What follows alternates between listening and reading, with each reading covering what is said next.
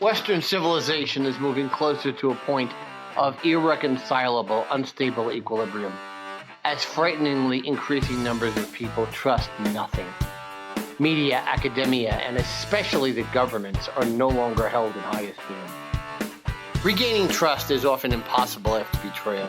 However, transparency is essential to any healing process, and that is the essence of the Don Sullivan Show. Please listen to the team explore, probe, and debate cutting-edge science, technology, and computing. Play ball! Welcome to a very special episode of the Don Sullivan Show. As you can hear, Don is currently on the road, and you're going to learn more about that very shortly. I'm your co-host, Jersey Steve.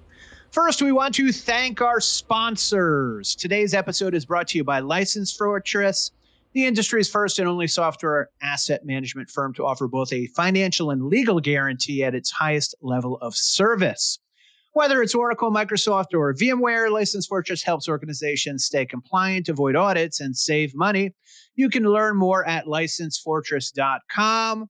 And please support our producer, our wonderful producer, Bill Axt, by visiting axtinc.com. That is AXTINK.com. You can subscribe to his YouTube channel and help support his efforts to create humorous animation, as well as run our website, all while researching a cure for baldness.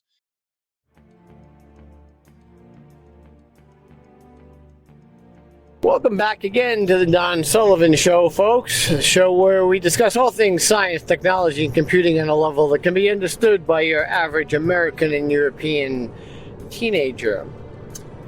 Today, we're in a different part of the world. I'm with my friend Oleg Ulianov. You might remember him from the early days of the Don Sullivan Show, in which he gave a great discussion on networking and networking technology, and he's got a lot to talk about in regards to networking technology and processing power and other things, but that's for another day. Today, we're going to talk about mountains because Oleg is a professional mountaineer.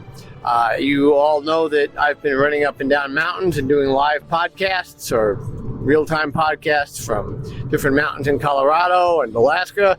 Well, today I'm in Europe and I'm over in the Alps, and Oleg has been gracious enough to drag me all over the Alps over the last week and protect me from peaks through passes and through rain and through interesting conditions that he considers to be trivial and I consider to be quite harsh. And he gave me lots and lots of advice on how badly I was walking downhill and so on. It was a lot of fun, and I'll tell you, we were so deep into the Alps that I could hear the Von Trapp family ghosts laughing at me during all this time. So today we're going to have this discussion and say hello, Oleg, and welcome back to the show. Hi there.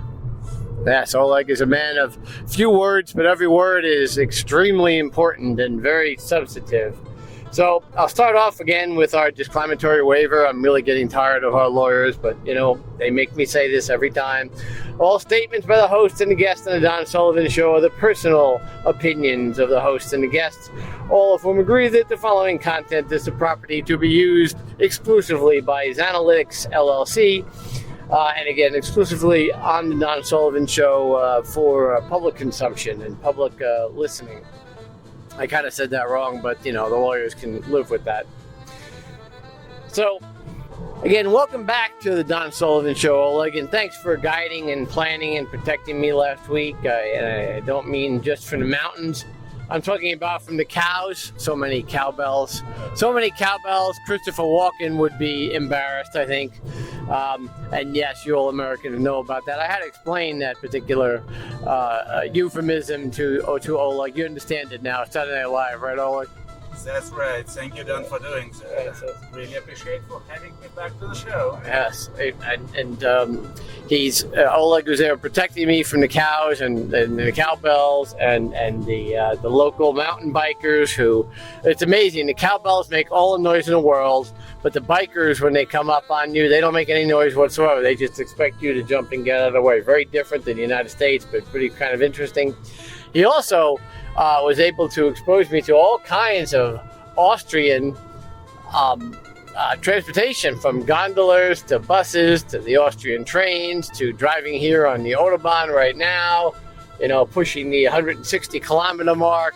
For you Americans, that means 100 miles an hour. And, it's very, very easy driving that way here.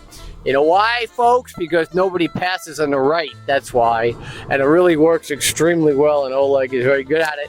So we're going to do this recording live while Oleg is driving properly here on the Autobahn and driving me back home so we can do more Don Sullivan shows back in the United States next week. Mostly what Oleg protected me from, of course, is when we took a little side detour into Liechtenstein and went to the famous watches of the world. He protected me from spending too much of our badly needed funds on extra watches, as has become my new obsession. As you all know from previous episodes of the Don Sullivan Show and future ones as well. But I fortunately avoided buying any big box watches, as I had to cart around on the Alps over the last week when we were running all over, like I said, past peaks and up peaks and through passes. So, Oleg, again, thanks for being back on the show here. We're going to hopefully have you on for a lot of different subjects, because quite honestly, folks, Oleg is one of the most brilliant people I know. He's got about a handful of degrees from University of Moscow, as well as he knows pretty much every language in Europe, and he's going to be very humble and say he doesn't, but he does. And it's pretty amazing to me. So, Oleg, you're a professional climber, professional mountaineer, and I'm an amateur just because I've been up and down half the peaks in Colorado and lots in the United States.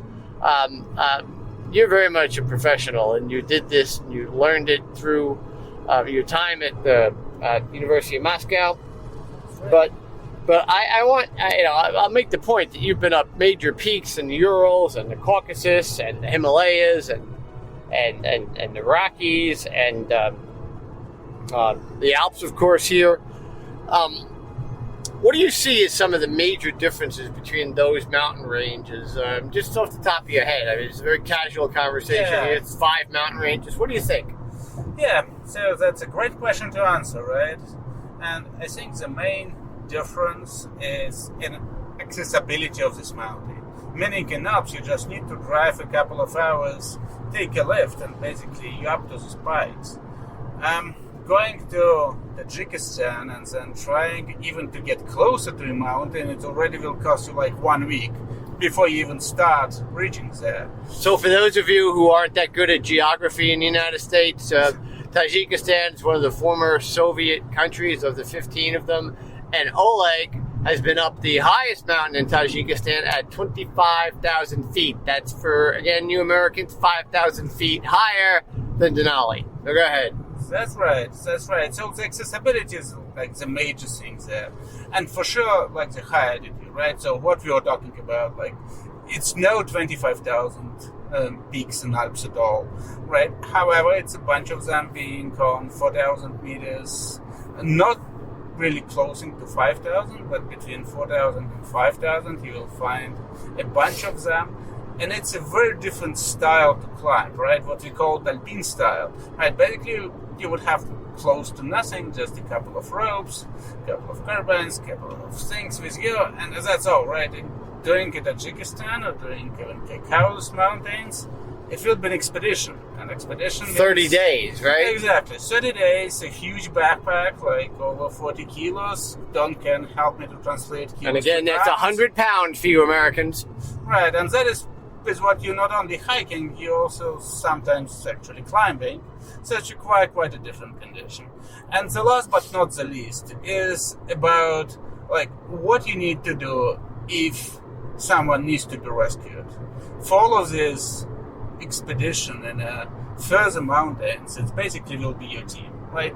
No one going to step in, or like it's very rare chances. It's only one helicopter left in the whole Tajikistan, so it's like the entirety of Tajikistan has one helicopter. Exactly. So that means mostly you're on your own. If something happens, your group need to be trained to rescue themselves, or rescue someone and brought them back to the valley. In Alps, it will be all taken care of, right? You may get some bill after that, but it's basically your simple rescue signal will be taken. You will be having a rescue team there in a couple of hours at the max, and they will help, right? It's also a very different attitude. It's also coming back to accessibility, right? So Alps is much more accessible. You have much better way for rescues for all the stuff, and you still have quite serious spikes, quite serious summits if you want to do that. It's also some glaciers out there, so I'm really enjoying that, and I'm really happy that now I have a chance to spend much more time in Alps than I had before, and really enjoying it.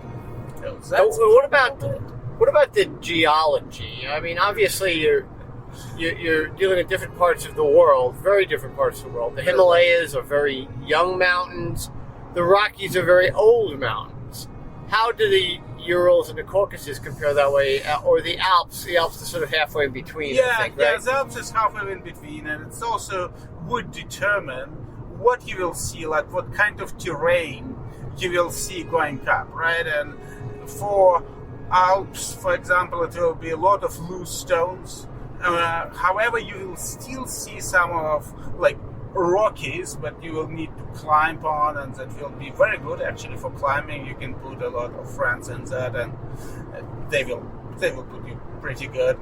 In Tajikistan, for sure, it will be much more granite stones. It will be much more glaciers that you will need to take, like from 500 to 700 meters going up, right? It will be mostly glitches or ice falls, and then you'll be coming to more like a surface of granite, like a walls that needs to be climbed as well, and that makes it ice walls. You mean not only ice walls, also rocky walls, wow, right? yeah. It's a new mountains, right, as you mentioned, so they're not that loose at all, and that also makes them well, different. in the proximity, the latitude globally, in other words, the distance from the equator, is very important. So the tree line in Colorado is about 11,500 feet. Tree line here in the Alps is about 5,000 feet. So you run into the rocks a lot earlier. That's right. Here. Yeah. That's right. It's also like going to the south means that the tree lines will going up, and also like grass line is going up. And in the Alps I wouldn't consider them being that northern, for example, as Denali. Like it's a very different story in Alaska. That's again, the geology there, of course, is very, very northern, and so the conditions are extreme. The tree line in Denali is about 1,000 feet. It's exactly, exactly, and it's like a number of very northern mountains in Scandinavia and the north part of Russia, and you will see the tree lines like actually being 300 meters, 400 meters. Well, right? By definition, tree line at the Arctic Circle is sea level. That's right. Yeah. That's right. So what about the meteorology? I noticed here, and I've noticed this a couple of times in the Alps over the years, that it seems like, and this is not true yesterday, it was kind of amazing yesterday when we had tremendous storms, or we avoided the worst of the thunderstorms, but there were significant storms early in the morning and they weren't in the afternoon. Colorado is the absolute opposite, whereas you need to get up to the peak by noon and get off the peak, or you have serious lightning danger. But generally, it seems to, if it's going to rain, it's going to rain the whole day here, whereas in Colorado, you're dealing with showers mostly, because it is desert. Yeah, so it's for sure it's a difference, right? And it also, like, the location of the mountains and also the altitude of the mountain, right? Alps are not that high. So what does it mean that it will be, if it's something like a global coming, it will affect the whole mountains, while in a higher mountain... Well, what do you mean global?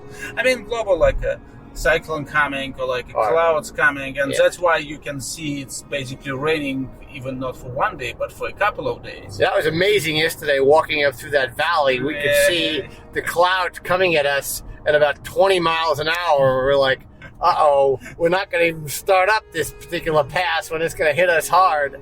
Yes, that's right, but we were lucky to escape the thunderstorm, which looks to be passed through the different valley, which was a good thing. But normally, for sure, you will expect in mountains to have a better weather in morning time frame, and then you will see more clouds coming in the second half of the day just because of the sun and a local climatic thing, because it could be cloud just formed in this particular valley, right?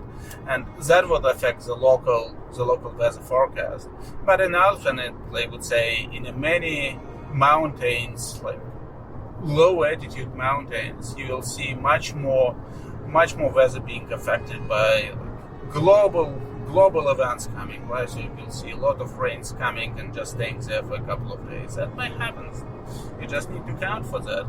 Be prepared. So I want to shift this discussion a little bit, because I find it fascinating, the experience that you gained as what effectively was a collegiate sport. Something collegiate sports are not foreign to us in the United States, obviously, but the sport of mountaineering is, and you got your start and met your beautiful wife, and you were able to become an expert and join the club there. Tell us about that experience as a social and athletic organization at the University of Moscow. Yeah, it's quite interesting, right? And I mean, it's also quite interesting in terms that it's very different from Alps. I'm not able to talk that much about American, but very different from Alps here. So the thing is, in the most, you need to be, first of all, you need to be organized, right? Most of these expeditions that we've done for 25, 30 days require quite a good level of preparation and quite a good techniques that needs to be trained. So that requires people to be organized, and this organization, it's kind of called clubs. Mostly they will be associated with college sport, what Don has been talking about, and there will be a lot of students doing and going through this path of exploring mountains. And I found it's a huge help in terms of what sports provide to college students, like where they can find themselves, go to mountains, and also they would be getting the right level of technique, the right level of understanding how to use ropes. It's all the things that will be getting along the line and then preparing you for a long trip. And this long trip actually very much competition sport. So you will... Well, I want the audience expand upon that a little bit, because I want the audience to understand it. It is competitive. Yeah, that's competitive. And how is it? How could it possibly be competitive? How does that work? That's a very interesting thing, and we had a number of very interesting discussion around it. So basically, you will get your mountain trip announced. So you will go and present, okay, that is the route that I want to go, that is what we need to do here. You will explain the technical difficulties, which will, mostly of the passes and summit that would have a category, I think not very similar to so we'll have from 1A going to 3B, and it's going complex very high, because 1B already require you to use ropes, at least 200 meters of ropes on the 1B passes, and 3B passes would require you from 40 to 50 ropes, and that require you a couple of days of technical work.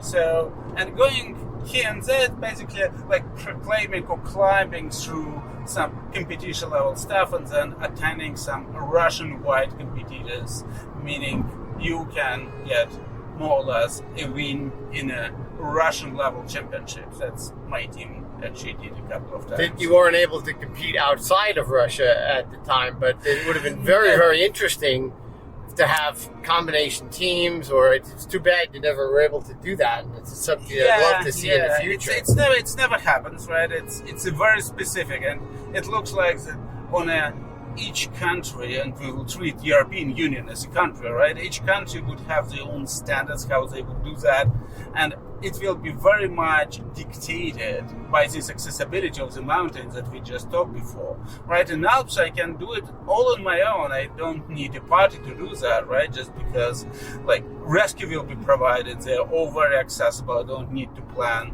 And doing some high altitude mountains in Russia require you a lot of preparation.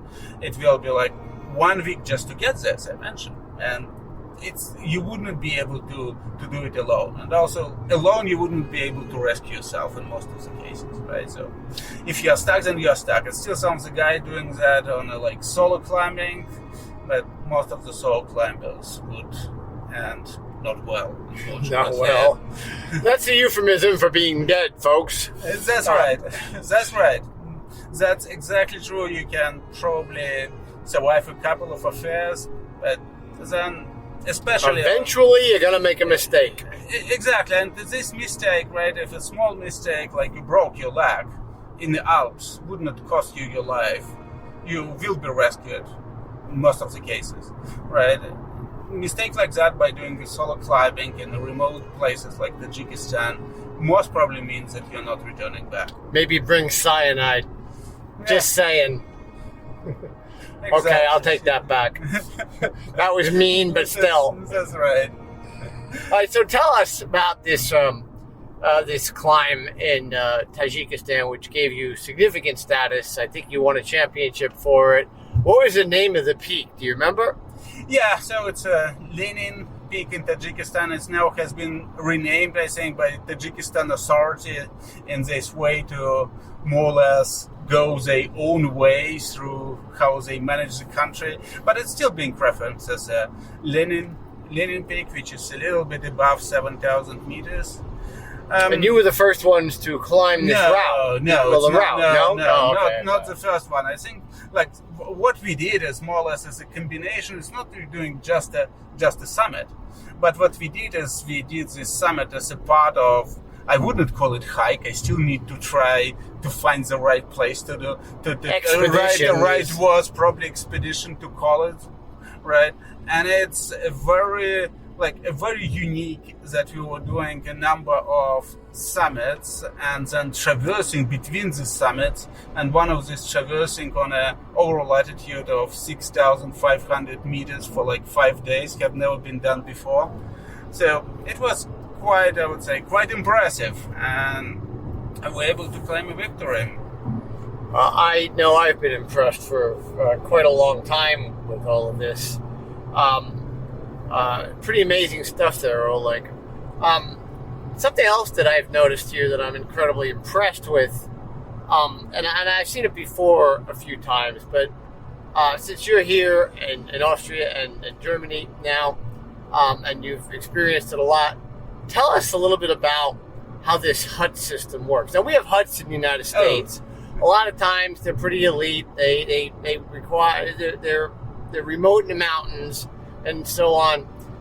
They use during the summer or a little bit, and they use during the winter a lot. But a lot of times they're sort of semi-private or not well known.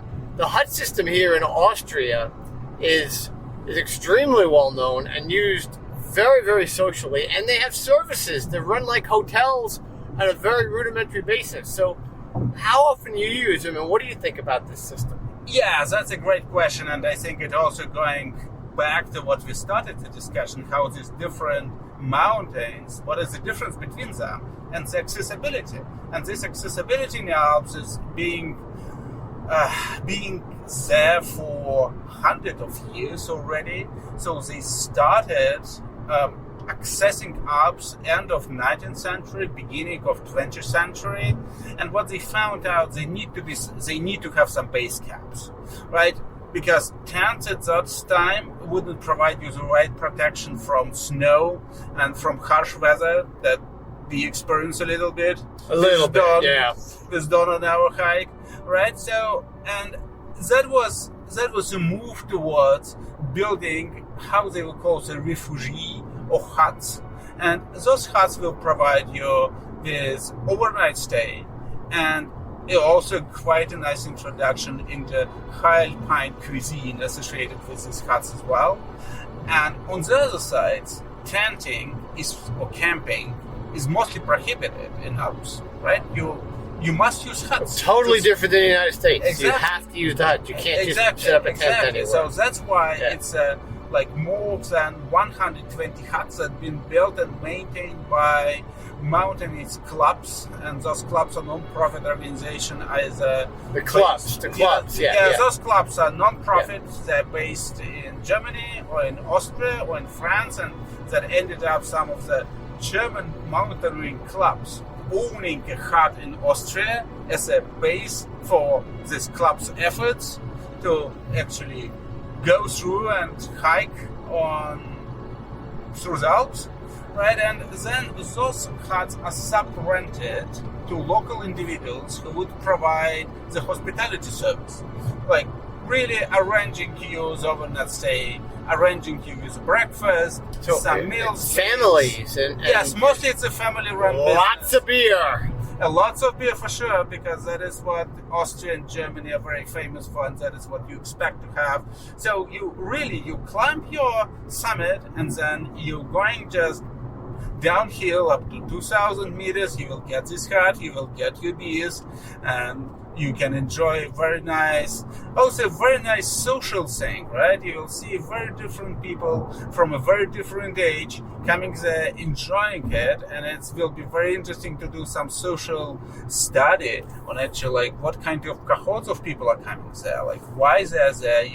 We experience a very different total variety, people. Tremendous variety, and also very friendly. You can chat with them. It's like very different from what you experience with German not going up to the summits. So I'm not quite sure exactly what that means, but we'll leave the audience to decide for themselves. Hey, Oleg, what do you think is more dangerous in the mountains there, the cows or the mountain bikers? It's how you will. In some bad days, you may have a cow chowing you, or in some other bad days, because they're right on the trail, and they're just like they're right on the trail, and it's impossible to miss them. You can hear these cowbells from miles away. Yeah, it looks like Don got mad at these cowbells, and it's like a part of Austrian tradition, more or less, to have these cows going in the early summer. I was tired. Give me a break. Okay. and then accidentally, then they will be going down the valley as it's starting to be more cold there and not enough green grass on front. But it's really part of the huge Austrian tradition, a long running Austrian tradition. And now it's been also accomplished by mountain biking, bringing a very new audience to this mountain huts. Including e-bikes, the e-bikes, right? Exactly. Yeah. Most of them will be e-bike, but really reweaving the summer here and bringing much more people that we used to have seen there even 10 years ago. And I think it's actually great because that supports these huts. It's like all these huts are not only there to provide this hospitality service, they also maintain the trails. They make which they are. The trails are great, by the way, folks. And yeah, compared to what I have seen in US and compared to what I have seen in Russia, like that's the best ever maintained trails, trail system actually, that you will find in Alps. Yeah, I agree. It's very enjoyable to hike for all levels. Like if you want to do some technical stuff, go for it. If you want to do some climbing, you will find it. If you want just to do a pleasure hike, 10 hours, you can do that, right? Just up to you. So, Oleg, and you don't have to reveal anything terribly sensitive that's in your memories, because this is. But tell me about a couple. Let's say two extremely dangerous situations you were in at some point that you got out of. Yeah, it's like what I need to say. I'm happy to be here. And it's always a chances when you're doing a high mountain range that you not will be coming back. Those chances are more or less calculated in when you're starting such expeditions. That's why it's still counted as a professional sport, right? I mean, mostly what you will see, when the most dangerous piece mostly always will be descent.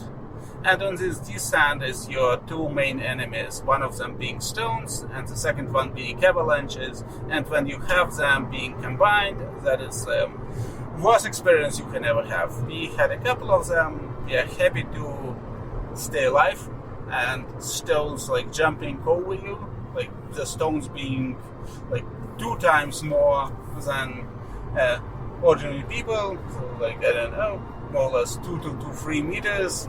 And if it's got hit, you got hit. You're not going to turn back. And then you will have an avalanche going after that can possibly just drag you, and you will then sliding 500-600 meters attitude down there. You've experienced that yourself. Yeah, I mean, we were just more or less looking. I wanted to actually capture the stone. It's just my guys down below, they tell me, okay, it's like a nice stone that were jumping around us, but we got the avalanche. Like, good for us. All the ropes stay intact, and all the ice screw stayed intact, and that's why we stay intact at the end of the day. That's why you stayed intact. I'm glad you stayed intact. But we were very close, I would say, very close. In this particular, and unfortunately, it was like in the middle of a wall, like ice, snow wall, 45-50 degrees. So being hit means that your chances to survive are not high. So, Oleg, the vast audience of the Don Sullivan Show, vast loyal audience, wants to know from a professional mountaineering person who's a champion, how bad am I? How bad am I, especially going downhill? Okay, Don. You actually, I would put it differently. For you going uphill, and the way how you're doing uphill, it's great. It's really great. I really impressed by how you're doing uphill. Like, it really reveals how much of the sport you've been doing and you've done through your life, and that's really, I really would say, if I would be able to do it in 20 years, I would be very grateful. All right, I didn't pay him for that, folks, but here comes the real news. I mean, going downhill, it's like, I would say it's a technique and balance, and just ability to control your body, believe in your feet, and also use your poles. That is what I'm saying a lot. Like, poles are your friends. You need to get a good poles, not the ones that you are getting from Ray. I will ban them like after 10 minutes. Just look for a really good professional poles, and then you will be able to do your downhill much more better, and believe in them. Those are your friends, right? Just instead of putting your weight on your feet, put the weight on your poles, and then you can run downhill very efficiently. Just believe in you and train it a little bit. I can't imagine running downhill on those surfaces. And one of the things you asked me during our sojourn here, which was really surprising to me, and again, the audience knows that at some point in my life, a long time ago in a galaxy far, far away, I was a distance runner of some renown. And you asked me if during my training as a distance runner, middle distance runner, mostly on track, but cross country as well, did I ever have any specific training running downhill? And I didn't even know what that meant. No, you just run. You're running. You're training as a runner, and I never even thought about that. And then as time went on over the last couple of days, I realized, there have been situations in cross country, particularly in high school in New Jersey, listening to me, New Jersey officials, where there's some really bad downhills on cross country courses. And that kind of training, probably, obviously you're not running with poles, but it would be helpful. So that is kind of amazing. You had actual training running downhill. Yes, it's a lot of like the thing is, and as we already talked about, downhill is most dangerous part of the whole thing when you're doing your mountaineering things, right? And for that one, just statistically, if you spend less time doing downhill, it will be less possibilities for you to be hit. So that's why we all been trained to actually descend as quick as we can. If we need ropes, but if we can come along not getting a rope and just doing it on our own technique and doing it much, much quicker, that always help you to stay safer. More longer you spend on these exposed walls, the better for you. So really, having this technique and understanding how you're going downhill is very important. And I was like, for me, it was a little bit in use in US when I was looking at how some people are doing at the Angel Landing, I never realized that Angel's Landing before, in Zion Canyon, before actually don't explain it to me how, like, I don't know, exposed this track is. And people have died there. People have fallen off because they don't know what they're doing. I couldn't able to comprehend it at all because I did it like up and then down and there's a chain there. It's some stuff there, and I was like looking at some people, and I was not able to comprehend what they're doing there. Just now you have to have permits to go up Angel's Landing. That's right, but it's more about you need to have a proper downhill technique before you even start thinking doing some mountaineering things. If you don't have this technique, your chances to have an injury or to break your legs or like break you completely is so high that it basically should be some basic stuff everyone should be learning before even starting to attempt any mountaineering ventures. Really very important, and it's very, very easy to find. Just find a small trail in your forest, find a small hill, and then try to pass quick and safe. That is two major things that you need to learn. Once you're good at it, you can go a little bit up, a little bit higher, and hopefully you will have someone who will be able to provide you some training, understanding, explanation. The technique is really very different than what I know of his running, but Oleg's very good on it, I'll tell you that. He had to wait at the bottom of hills many, many times for me this week. Yeah, I mean, just use your poles. Poles are your best friends. And that will save your feet and prevent your injuries. And by feet, he means lower legs. Whatever the port is, but just really, if you put your weight on the poles, that will help you tremendously by being successful in these mountaineering equations. And like safety is the most important piece. And none of these summits, none of these passes actually the ones that you are going to give your life, right? The most important part is to understand, okay, that's a return point. And if it's a bad weather, if it's something bad happening, the best thing you can do is just to go back. Use your judgment. Exactly. And that's very important. The mountain will still be there tomorrow. Exactly. That's exactly the thing, right? And if you are done there tomorrow, it will be no more summits and no more passes. It's always a judgment to go back. And that's where you will see, okay, downhill is your most important skills. So, Oleg, as we're flying along here during this interview, and what's more dangerous in Austria, the Autobahns or mountaineering? Yeah, for sure mountaineering. Like, you need to drive safely, right? And Autobahns and roads are here and they're built to be safe, and you just need to follow the routes. And basically mountaineering is the same, however... Hey, you American drivers, especially you young people, get that point again, all right? You follow the rules, learn how to yield, don't pass on the right, all that stuff. Yeah, I just I keep repeating it. To get a driving license in Germany, it's a 1 year training. 1 year training costs you 5,000 euros. And that's why it's so important. Yeah, to get a driver's license in the US, you have to breathe. You need to obey the rules, understand the rules, and getting your license back if for some reason you lost it. It's so comprehensive. Never ever do that. So obey the rules. That's why I'm trying to pay attention to the road much more than actually talking to Don during all of this conversation. Yes, I know I'm distracting him here, and I don't mean to be quite so flippant. And I know here in the Don Sullivan Show, we try to be relaxed and have a good conversation. But you, Oleg, you have had friends that have not returned, right? So we really need to emphasize that. That's part of this high competitive and high altitude alpinism. It's unfortunately it's always a risk. And this risk is always there. You are trying to minimize risks. That is why we are learning all of that technique. That's why we are trying to be as good as we can in predicting weather and predicting what is happening. But sometimes you just cannot predict a stone like getting there in your way, or just cannot predict an avalanche coming. So you cannot predict some of the surface that looks to be very safe, but it's they're not safe. Okay, so for most people, those surfaces will not be safe at all, but gaining experience, this experience will tell you, yeah, that's a good surface to go, and then it turns out not. So unfortunately, it's a lot of risk associated with this sport.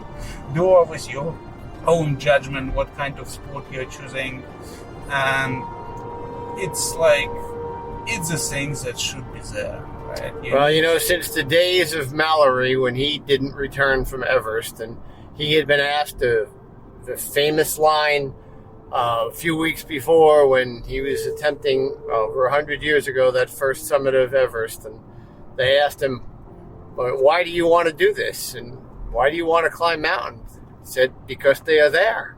Exactly. And we look at those mountains, and we're human beings, and we have aspirations more than other creatures on the earth to say we can go there, and that's sort of what drives humanity on from wherever we emerge from in this world, whether or not it's the middle of New Jersey, which Jersey Steve, my partner, will tell you, and certainly I will, or Oleg here from Moscow. We're all the same in that regard, aren't we? Absolutely. And still, the main thing, right, mountains are beautiful. That's why we are going there. But also it's a lot of risk in all this mountaineering exercise. So, and the way to walk around and to reduce your risk is to have a good technique, to have a good understanding where you're going, to get your experience, get the proper training, and make sure you understand what you're doing. And remember, no summit is actually more important than your life. If you can return back safely. And that's very important. It just sometimes, unfortunately, it's not possible with some of the stuff that we were doing back to the days. So, Oleg, you can let me come at you again? Sure. Did I pass the basic test? Sure. Yeah. No, Don was doing great. Especially his uphill skills. I mean, if we all will be that fit as Don, then it will be much, much different climbing exercise. So maintain your composure and your physical skills. Very important. Well, I again want to very much thank you, Oleg Ulianov, for joining us here on the Don Sullivan Show once again. We just had somebody cut in front of us, by the way, on this very safe road here in the Autobahn at I don't want to tell you what speed it was, but everything's fine. But thank you for joining us, and we have so many different things to discuss with you. Again, we're going to have you back on to talk about advanced networking features and advanced processing and all of that. But we're here in the Don Sullivan Show. We want experts on their professions and their passions, and today we talked to Oleg about his passion. So thank you so much again for joining us, Oleg. Yes, thank you very much for having me on the show, Don. Thank you very much for that, and safe mountaineering. Okay, and remember, folks, download all the Don Sullivan shows, collect them all, and remember our most important motto, that all at bats, even in the Alps, even with my Russian friend, super mountaineering expert, all at bats are situational. See you later.